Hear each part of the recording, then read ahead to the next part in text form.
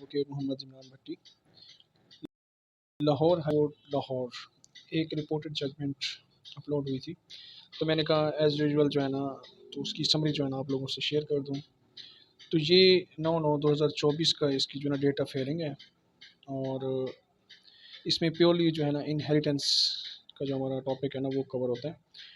اور یہ approve for reporting ہے 6/11/2024 کو یہ اناؤنس ہوئی ہے، اور اس کی جو سمری ہے وہ میں اپنے دوستوں سے شیئر کر دیتا ہوں۔ اب یہ انہیریٹنس لا کے اوپر جو ہے نا وہ ڈیل کرتی ہے، اس کا انٹروڈکشن یہ ہے، جو اسلامک پرنسپل ہیں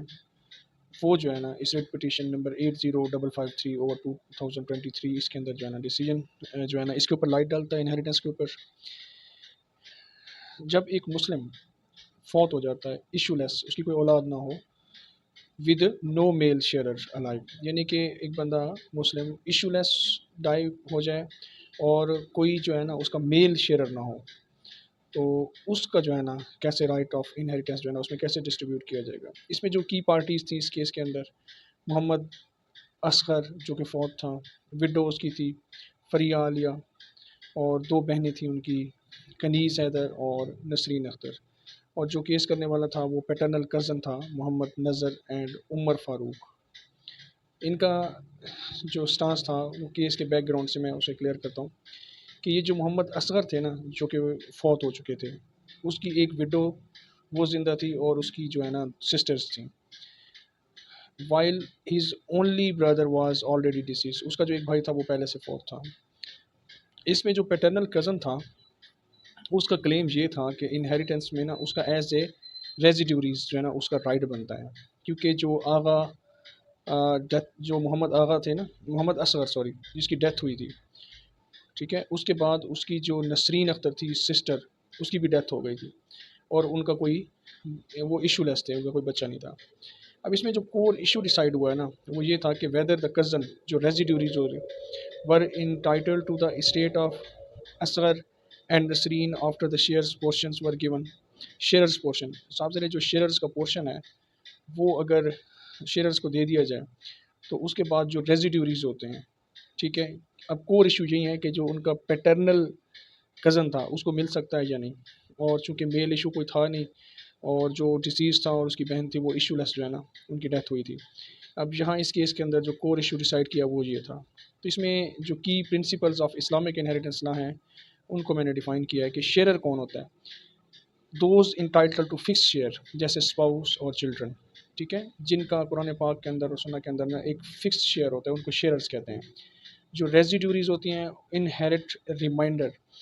after shares are given their portion, جیسے ہی شیئرز کو ان کا حصہ دے دیا جاتا ہے اور جو باقی ماندہ ہوتا ہے وہ ریزیڈیوریز کو جو ہے نا جاتا ہے۔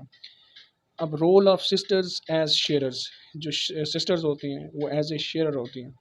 Sisters can inherit fixed shares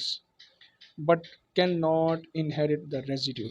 بہنیں جو ہوتی ہیں ان کو ایز اے شیئرر جو ہے نا حصہ ملتا ہے، ایز اے ریزیڈیو نہیں۔ انہیریٹنس آف ریزیڈیوریز، جو ریزیڈیوریز میں ہوتے ہیں ان کو کس طرح انہیریٹنس ملتا ہے، شرط یہ ہے کہ وین نو میل شیئررز ایگزسٹ،